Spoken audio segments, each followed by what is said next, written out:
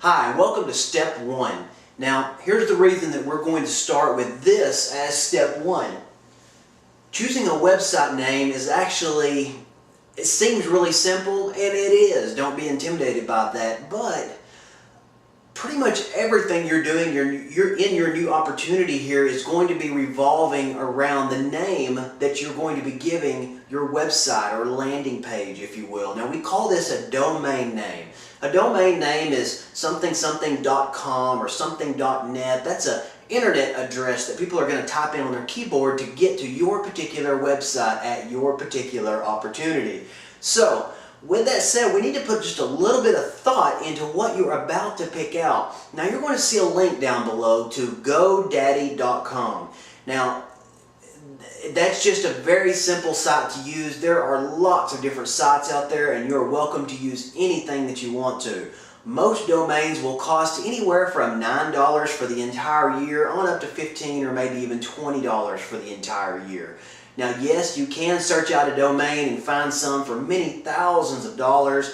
That just means someone's already purchased that domain and they would like for you to pay them many thousands if you want that name bad enough. Now, there are lots of great choices out there to where you can stick to the very simple $9 to $15 a year domain name. So before you pick out, let me give you just a few pointers that's really going to help you increase your opportunity's ability and how, not necessarily to gauge your success at the opportunity, but if I can help you pick out a great domain name and even add a better of a 5 or 10% increase rate of people joining with you over the next 5 or 10 years, that would be well worth your time here, correct? Okay, let me give you just a few pointers to go over here. When you're choosing a domain name, try to stay away from symbols and, hopefully you read my writing there, symbols and numbers. Now, let me give you an example of a symbol. Nothing is wrong with putting a symbol in your domain name. Nothing is wrong with putting a number in your domain name.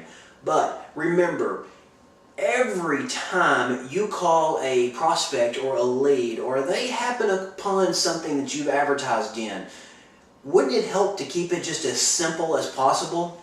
Well, that's what I'm getting at here. Let's say that you picked out a domain name of www.all-cash.com.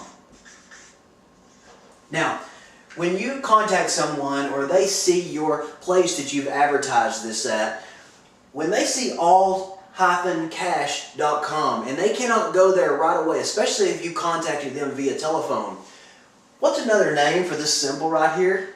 The dash symbol. Now, of course, I'm sure it's got some other abbreviated names that people just call it, but the point that I'm getting at is how many people do you know, truly know, that know all of their symbols that's located all around the keyboard?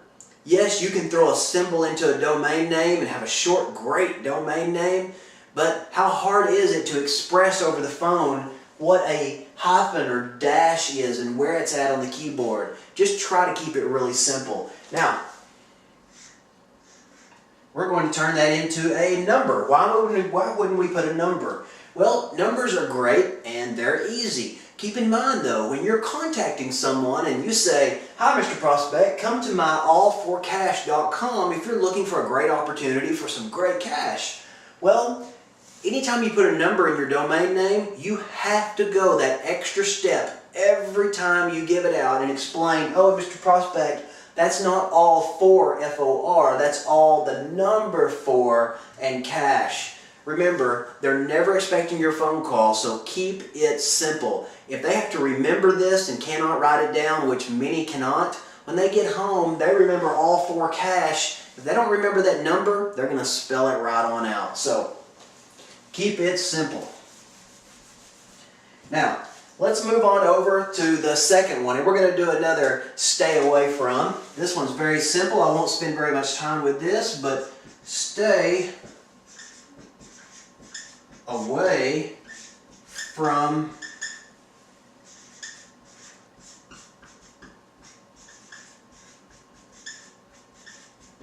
we're just going to say multi-meanings. And you kind of know what that is. There's lots of them in our dictionary. How many different ways can you spell to? T-W-O, T-O, T-O-O. There's lots of words out there that have multiple meanings. So before you finally decide on something, sit back, take a deep breath, and read it like you've never read it before, like you've never even heard of it, and see if there's some multi-meanings, or maybe it's not quite depicting the direction that you want people to think of whenever they're thinking of the domain name. So be very careful. Make sure the words you pick out can't be spelled other ways, or maybe don't mean other things that could negatively impact the domain name that you've actually picked out. So the last one down here, I'm just going to write down .com. If at all possible, you have decided on a name and it is not available in the .com version, try your best to pick out something else that is in the .com. Now, no, I have hundreds of people that have done great in this opportunity, and from day one they've used .biz or .org or even .net, which is semi-common nowadays. Be careful with that. They've done great. But that doesn't mean how many times did they get a hold of a prospect and that prospect was busy, could not write something down, and they said, hey, come to my website at allincash.biz. And the person says, okay, I'll check that out. Well, a few minutes or hours later, they get home and they go to allincash.com, I think he said. We naturally gravitate towards the .com. Now, yes, internet, every year the internet has been out, we get better and better at it, and no, there's other things besides .com, but everyone you're getting a hold of may not get on their computer every day or even every week, so keep that in mind. Try to get the .com first. These are our three main pointers with the website name. Just go over to GoDaddy.com or anywhere you want to go there and start picking out a great domain name. Now, I highly advise that you get at least 2 of your domain name. And what I mean by that, let's say that you pick out allincash.com. Well, try to also get allincash.net at least. If money's not a factor, go ahead and add a few more dollars to it and just buy the allincash.com, .net, .biz. You will find that in the future it will help you out by owning all of those domains. No matter what domain you gave that person, allincash. If you own all of them, they'll all direct into your site. So at least get your .com and one other, .net, .biz, .org at the minimum. So just gravitate towards those 2, and don't forget, when picking out a website name, very important, keep it simple. Make sure it's easy to remember. It depicts what direction you're asking them to look at whenever they get there. They have a general idea that you're wanting to help them out, and go for it and purchase your domain. Now, after this, we'll move on into step 2.